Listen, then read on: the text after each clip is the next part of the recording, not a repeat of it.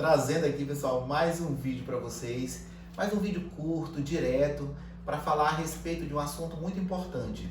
Hoje nós vamos falar da base, da fisiologia do ciclo menstrual.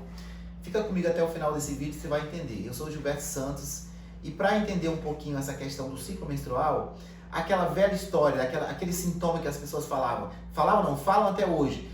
Olha, eu estou numa tensão pré-menstrual, quer dizer, eu estou num estresse pré-menstrual, né? É normal você ouvir as mulheres falando isso, até nós médicos nós falamos essa terminologia que está errada. Na verdade, essa mulher ela está com vários sintomas, ela está com vários hormônios circulantes ali na corrente sistêmica. Então, essa mulher ela está com síndrome pré-menstrual, tá? É SPM, não é TPM, é SPM. Então ela está com síndrome pré-menstrual. Por quê? Porque ela está com vários hormônios circulantes. É por isso que vem todo esse estresse, vem essa irritabilidade, quando vem essa tão famosa menstruação. Mas, para falar um pouquinho da menstruação, do ciclo menstrual, dessa preparação da natureza, que prepara o corpo para a fertilização, para a gestação, porque a função da menstruação é essa, preparar o organismo, preparar o corpo, preparar o útero para a gestação, eu preciso explicar algumas coisas antes. E o que seria? Nós vamos falar desse eixo que chama-se hipotálamo, hipófise, ovário e endométrio. E para acontecer essa menstruação, precisa estar funcionando fisiologicamente. Hoje nós não vamos falar de patologia, nós vamos falar de fisiologia para você saber exatamente se a sua menstruação é fisiológica ou se a sua menstruação é patológica. Então me acompanha aí. Veja bem, para falar um pouquinho do ciclo menstrual, nós vamos falar de hipotálamo. O que é o hipotálamo? O hipotálamo ele está localizado na região do sistema nervoso central. E o hipotálamo ele vai liberar um polipeptídeo pulsátil. Esse polipeptídeo pulsátil, ele chama-se GnRH, hormônio liberador de gonadotrofina. E esse GnRH, ele vai atuar na hipófise, na adenohipófise anterior. Então, quando a adenohipófise recebe esse GnRH, e ela adere a esse GnRH, ela produz mais duas gonadotrofinas. E essas gonadotrofinas chamam-se FSH e LH. E, gente, veja bem, não é à toa que se chama FSH e LH. O FSH, ele quer dizer hormônio folículo estimulante. Ele vai estimular os folículos lá na frente. E o LH se chama hormônio luteinizante, que ele vai luteinizar lá na frente, na fase folicular e na fase lútea, ele vai luteinizar, certamente ele vai luteinizar o corpo lúteo. Então, tudo na ginecologia e dentro desse ciclo menstrual é muito lógico. Se você fizer um link, se você ligar direitinho as coisas, você vai entender muito bem. Então, me segue aí. Então, quando a hipófise ela recebeu o GnRH e liberou essas duas gonadotrofinas, o FSH e o LH, ela também manda esse FSH e esse LH para os ovários. E quando esse FSH e esse LH ele chega nos ovários, ele produz o estrogênio. Na verdade, ele não produz direto o estrogênio, mas ele estimula, hormônio folículo estimulante, ele estimula aqueles folículos que estão adormecidos ali no ovário. Ele recruta e estimula mais ou menos de 8 a 10 folículos. Depende muito de mulher para mulher, de ciclo para ciclo. Então ele estimula aqueles folículos e como o ovário ele não é só um órgão gametogênico, mas também um órgão endócrino, ele também vai produzir ali um hormônio chamado estradiol, né? Então quando ele produz aquele hormônio chamado estradiol, ele também é um órgão tanto gametogênico como um órgão endócrino. E aí, dentro dos estrogênios, a gente fala estrogênio por quê? Porque são vários. Nós temos o estriol, que o estriol é produzido pela placenta, mas também um pouco do estriol é produzido pelos ovários. Por exemplo, se você pegar uma criança o que você vai encontrar mais de hormônio circulante nessa criança vai ser o estriol, porque é produzido pelo ovário. Então, o estriol é tanto produzido pela placenta quanto pelo ovário. E nós temos também o estradiol, né, que é ali a base, é o principal estrogênio, né, produzido ali na menaque. E esse estradiol, ele é produzido pelo ovário, é produzido pelo fígado e também é produzido pelo músculo, tá certo? Então, e nós temos também aqui a estrona. A estrona é um outro hormônio, né, que se transforma, é um outro estrogênio, né? Mas a estrona, ela é produzida exatamente pelo excesso de gordura. Então, a estrona, quando você vê aquela mulher obesa, né, que tá, geralmente você vê aquela paciente obesa, aquela paciente, ela tem muito estrona, ela produz muito estrona, ela produz muito estrogênio. Então, assim, um dos fatores de risco, o principal fator de risco para paciente obesa é o câncer de endométrio. Por quê? Porque ela tá ali cheia de gordura. Então ela está sempre produzindo estrogênio. E se ela está produzindo estrogênio, vem comigo. Se ela está produzindo estrogênio, ela está sempre proliferando o endométrio. E chega um momento que ela vai proliferando aquele endométrio, aí chegar um momento que ele hiperplasia demais. E aí ela sofre uma metaplasia e ali vem um câncer de endométrio. Então o principal fator de risco para a mulher obesa é o câncer de endométrio. Então, voltando para cá, são esses os estrogênios produzidos, certo? Então, gente, veja bem, mas aqui nós temos também um quarto hormônio produzido pelo ovário. Por isso que eu digo, essa irritabilidade, essas dores, esse desconforto devido ao sangramento na mulher quando vem a menstruação, não é à toa. Realmente é porque são muitos hormônios circulantes na sua corrente sanguínea. Então aqui nós temos também a progesterona. Qual é a função da progesterona? Olha só, qual é a função da progesterona nesse ciclo menstrual? A progesterona quer dizer progesterona. Esse pró quer dizer a favor e gesterona quer dizer gestação. Então a progesterona ela prepara a mulher para a gestação, ela prepara o útero para a gestação. Então, assim, a função da progesterona é essa, preparar a mulher para a gestação, preparar aquele útero. Então, esse é o quarto hormônio circulante na mulher só nessa fase da menstruação. Porque a menstruação, gente, nada mais é, quer dizer, é muita coisa. A menstruação igual eu falei anteriormente, é a natureza ali preparando o organismo, preparando o corpo da mulher para a gestação. A mulher, toda menstruação, todo mês que ela tem aquela menstruação, quer dizer, é o corpo se preparando para gestar, entendeu? É isso que funciona. Então, assim, teve um boom muito grande na medicina, que é essa questão do anticoncepcional, né? Que dá essa possibilidade da mulher não gestar, né? Você vê que antes as mulheres tinham aí seus 5, 8, 10, né? 12 filhos. Por quê? Porque não tinha esse escape, né? Essa oportunidade, né? Essa opção de engravidar ou não. Então hoje a mulher tem essa opção de não engravidar. Então, assim, a menstruação, quer dizer, que vem todo mês, é preparando o corpo da mulher para a gestação. Então, esse é o quarto hormônio, a progesterona. Só, gente, que voltando para cá, nós temos um mecanismo, é muito fácil falar de menstruação e muito gostoso. Nós temos um mecanismo chamado feedback. O que é esse feedback? Feedback é quando você tem uma glândula, tem um feedback negativo, vem comigo, ó. Tem um feedback negativo e um feedback positivo. O que é o feedback negativo? O feedback negativo é quando, é muito claro, é quando uma glândula produz um certo hormônio, a outra glândula que produz um outro hormônio declina, certo? Quer dizer, se uma glândula produz um hormônio que aumenta, a outra glândula produz um hormônio que diminui. Então esse é o feedback negativo. E nós temos o feedback positivo, ou você pode falar também retrocontrole positivo e retrocontrole negativo.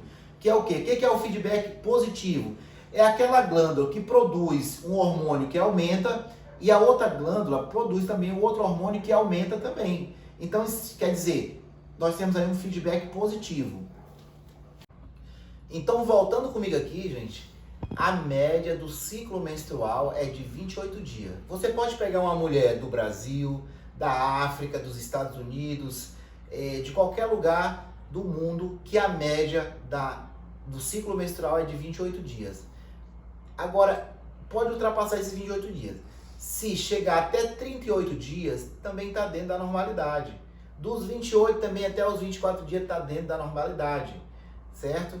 Então é o seguinte, essas alterações pode haver. Agora, se abaixo de 24, nós vamos investigar, porque aí já é anormal. Acima dos 38 dias também já é anormal. A quantidade de líquido, de sangue, varia de 20, de 25 ml até 80 ml. Muitas vezes as pessoas falam assim, uma xícara de café, como é que vai medir isso aí, né? Fica impossível. Mas a média também da menstruação,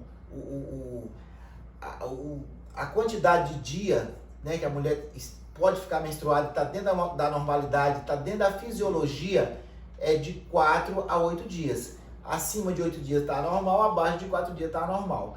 Podemos investigar isso aí. E voltando para cá, gente, então o que acontece? O feedback do estradiol ele é negativo com FSH. Por quê? Porque quando a mulher quando é que a mulher inicia a sua menstruação? Quando ela menstruou, no primeiro dia que ela menstruou, ela iniciou a sua menstruação. Então, iniciou a sua menstruação, nós estamos falando aqui do FSH. O FSH começa alto. Eu fiz aqui, eu sei que não dá para vocês verem, porque está muito misturado aqui, está muito próximo do outro. Então, quando a mulher inicia a sua menstruação, o FSH ele começa alto. E quando o FSH começa alto, é porque aqui, ó, ele recrutou esses folículos. Essa fase se chama fase proliferativa. Por quê? Porque ele está proliferando aqui o endométrio. Ou fase folicular, por quê? Porque ele está recrutando esses folículos.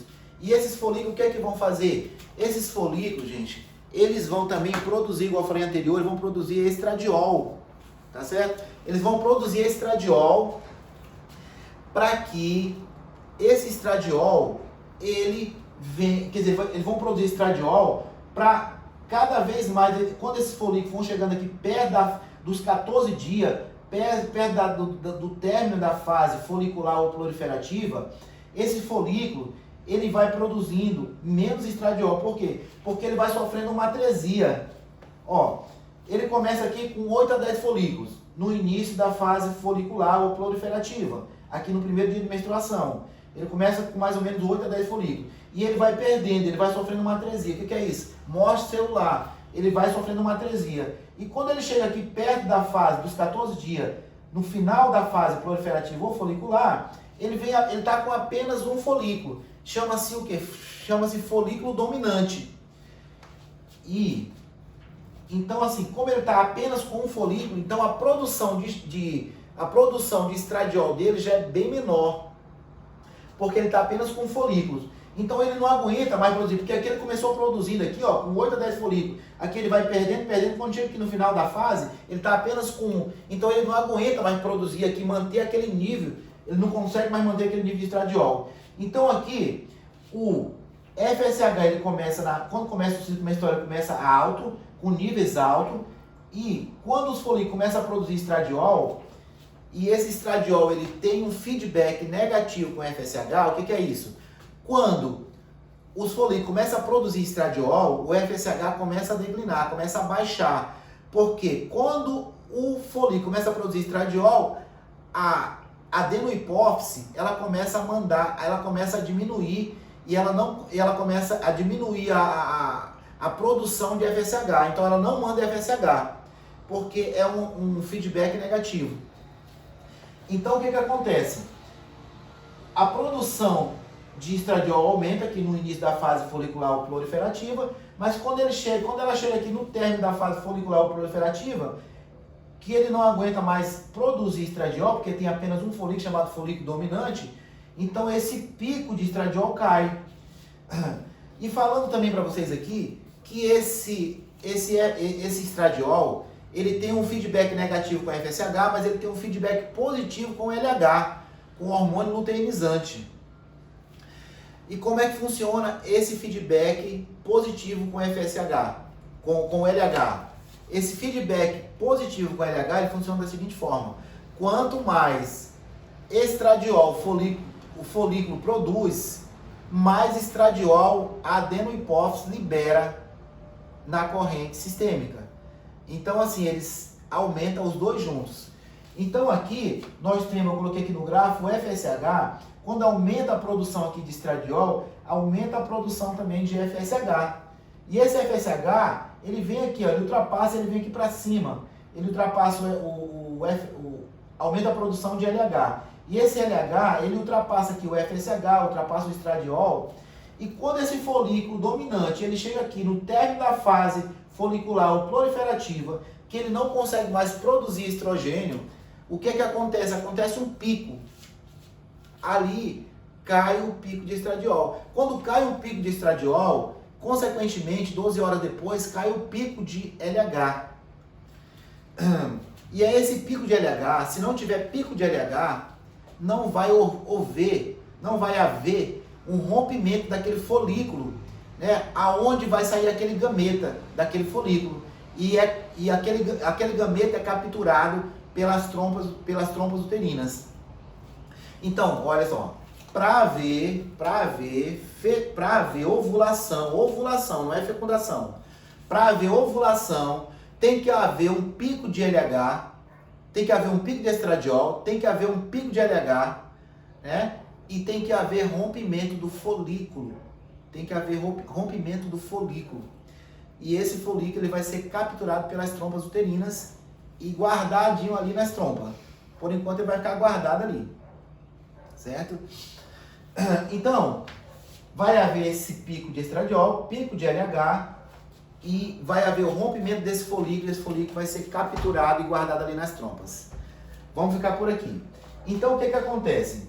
No momento que houve esse pico aqui, esses folículos que vinham aqui sofrendo atresia, aqui na fase folicular e proliferativa, eles já passam para essa fase chamada fase secretora ou fase lútea, eles já passam para essa fase como corpo lúteo.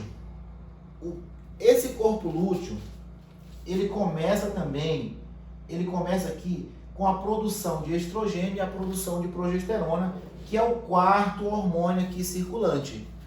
Então ele começa com essa produção de estrogênio e progesterona, só que ele produz menos estrogênio, mas ele produz muita progesterona, tanto que a progesterona está aqui embaixo. Fiz o gráfico aqui. Na fase folicular, a progesterona ela está sempre embaixo. E na fase lútea, ela vai lá para cima, é a quantidade maior de hormônio que tem. Aí veja bem, gente, nessa fase lútea ou secretora, há essa formação de corpo lúteo. Para que é formado esse corpo lúteo? Aí agora nós vamos entender para que serve o hormônio LH, que é o hormônio luteinizante.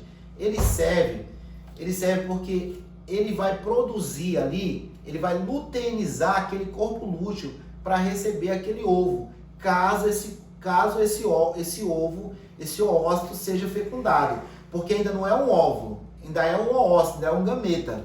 Então, caso esse gameta seja fecundado, aí então aqui o hormônio luteinizante, o LH, ele vai preparar esse corpo lúteo aqui, vai luteinizar esse corpo lúteo, quer dizer, preparar aquele endométrio para receber esse óvulo que possa ser fecundado.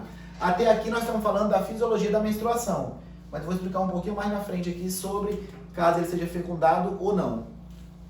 Então, aqui na fase lútea ou secretora, há uma produção através desse corpo lúteo de estrogênio e progesterona, só que a produção de estrogênio é baixa e a produção de progesterona é uma produção muito alta. E o que acontece?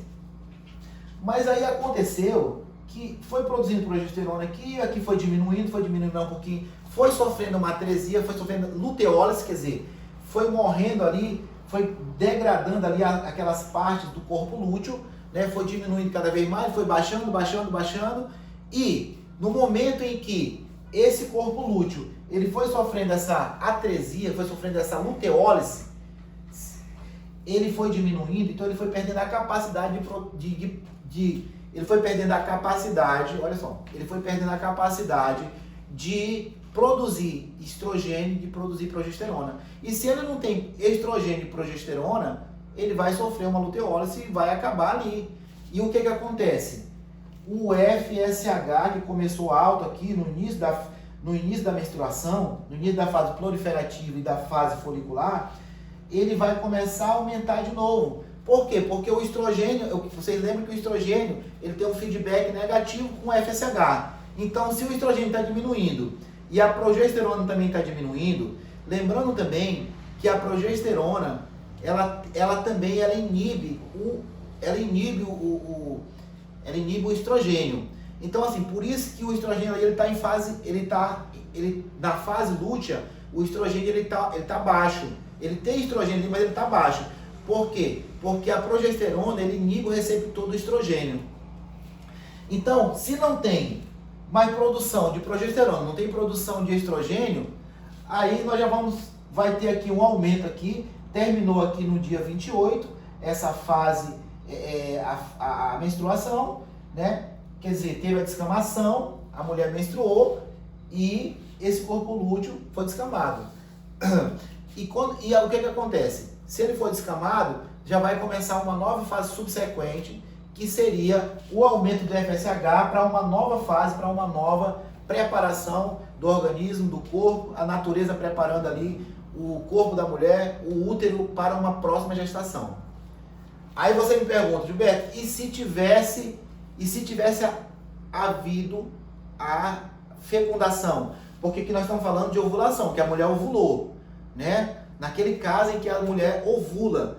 Porque quando a mulher não ovula, aí nós já partimos para uma outra enfermidade que seria a síndrome do ovário policístico, que eu quero deixar aqui, ó, registrado para vocês. Quero que você assista esse vídeo até o final, porque depois eu quero trazer para você a menorreia primária, a menorreia secundária. Eu quero trazer para você sangramento uterino anormal, que é muito corriqueiro, que a gente pega muito. Quero trazer para você endometriose, aquela dor que que a mulher chega reclamando, tô com dor, eu não aguento mais essa dor, é insuportável. Então eu vou trazer sobre câncer de mama, vou trazer vários outros temas aqui e passar para você.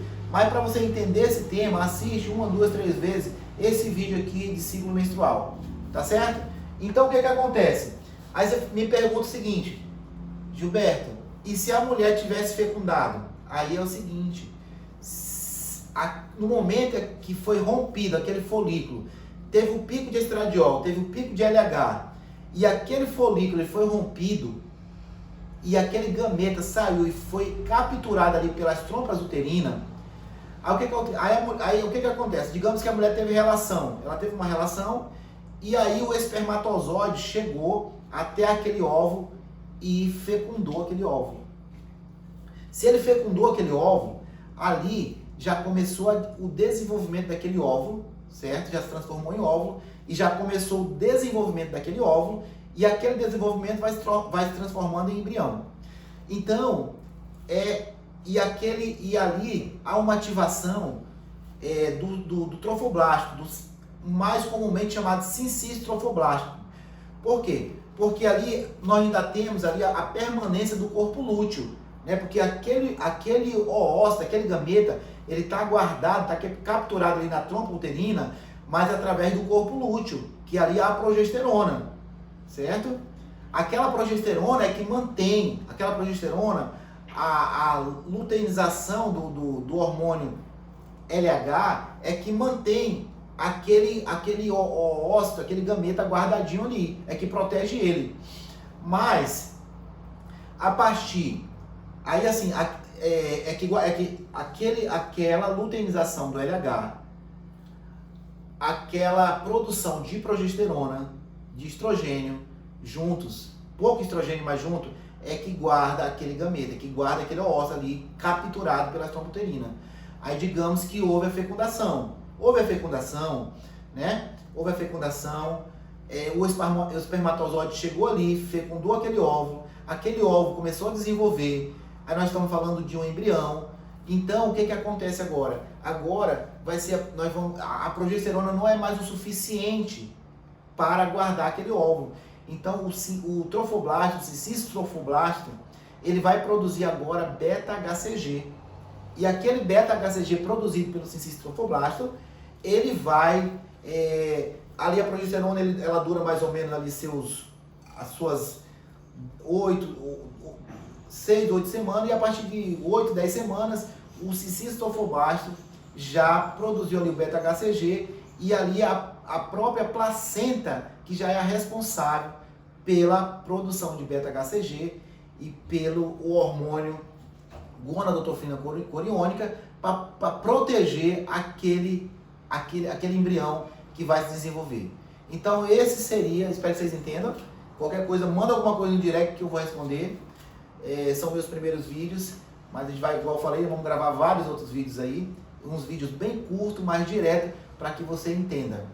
Então, voltando aqui, nós estamos falando de vários hormônios, né, circulante na corrente sistêmica da mulher. É por isso que há essa alteração hormonal, é por isso que há esse aumento esse estresse, esse humor instável, essas dores e também esse sangramento, e muitas vezes sangramento anormal, um sangramento que realmente é sangramento e não menstruação. Porque, como eu falei para vocês, a menstruação,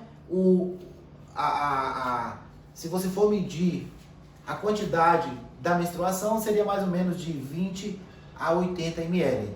E o prazo que duraria essa menstruação seria de 4 a 8 dias. Dentro de 4 a 8 dias estaria normal, né? E o prazo médio do ciclo menstrual seria de 28 a 38 dias ou de 28 a 24 dias, estaria dentro do prazo normal. E é isso aí que eu queria passar para vocês, espero que vocês gostem do vídeo e qualquer coisa manda no direct que eu tô aqui para responder. Valeu!